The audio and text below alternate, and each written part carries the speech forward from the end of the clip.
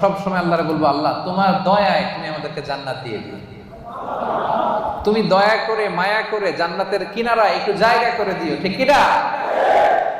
এজন্য খবরদার আমলের বড়াই করা যাবে না। আল্লাহ তাআলা বলেছেন যে তোমরা তোমাদের জীবন তোমাদের সম্পদ আমারে দিয়ে দিবা, আমি আল্লাহ তোমাদের জান্নাত দিয়ে দিব। আল্লাহ তাআলা আমাদের কাছ থেকে আমাদের জীবন আমাদের সম্পদ কিনে নিয়েছেন, বিনিময়ে তিনি আমাদেরকে জান্নাত দিবেন। আল্লাহু আকবার। এখন যদি বুঝে থাকেন তাহলে উত্তর দেন। এই যে আল্লাহ আমাদের জীবন কিনতে চায়, আমাদের জীবনের মালিক কে?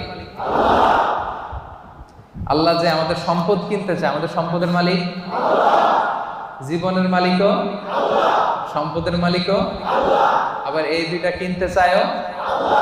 সুবহানাল্লাহ বলবেন না?